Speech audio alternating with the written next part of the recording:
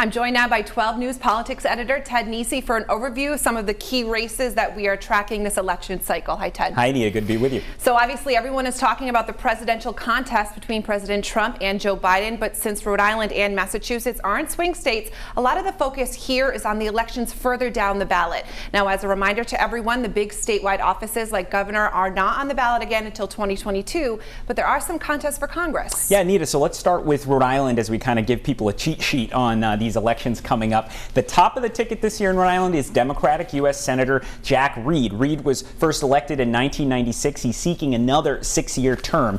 His opponent is Republican Alan Waters, but Waters has actually lost the support of the state GOP after it emerged he was involved in a domestic disturbance last year. But Waters is still running and he is still on the ballot. Then in Rhode Island's 2nd congressional district, Democratic Congressman Jim Langevin seeking another term after 20 years in the House. He's facing Republican Bob Lancia, a former state representative.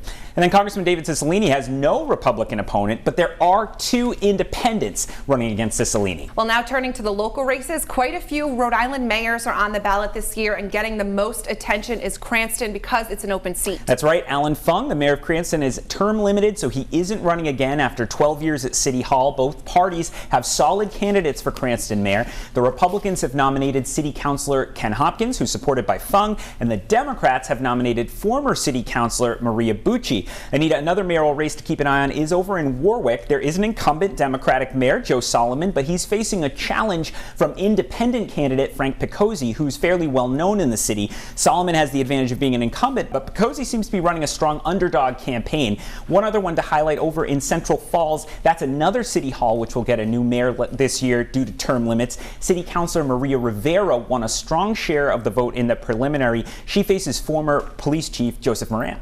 Well, Ted, and in the General Assembly, Democratic House Speaker Nicholas Mattiello once again has gotten a challenge. Yes, this is the race for House District 15 in Western Cranston, which Mattiello has represented for 14 years. Mattiello is facing Republican Barbara Ann Fenton Fung, who's the wife of outgoing Mayor Alan Fung, who we were just talking about.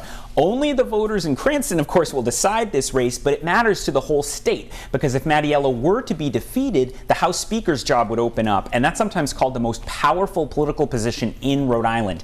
As for the other General Assembly races, my colleague Eli Sherman actually created a great set of maps on WPRI.com that show where there are contested races, and a lot of the incumbents, Anita, have basically already won, because by our count, less than half the 113 seats in the legislature are being contested this year. And lastly, Ted, let's briefly talk about Massachusetts, where it's already been a big political year. Yes, 2 important races to watch for viewers in our area who are from Massachusetts. First off, of course, the race for U.S. Senator, where incumbent Democrat Ed Markey is once again the nominee after defeating local Congressman Joe Kennedy in that big primary. Markey faces Republican Kevin O'Connor in next month's election.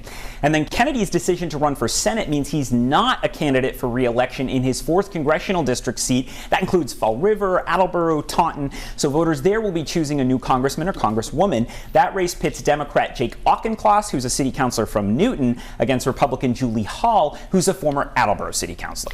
Well, there's plenty for us to watch on election night, Ted. Thanks again, and thank you for breaking it all down. And of course, you can find much more information about all of these races on our website at WPRI.com. That's also where you'll find videos of the candidate debates when they take place over the course of October on Newsmakers. Be sure to watch the full 12 on 12 digital original Atypical Election also on our website to learn everything you need to know before you cast your ballot.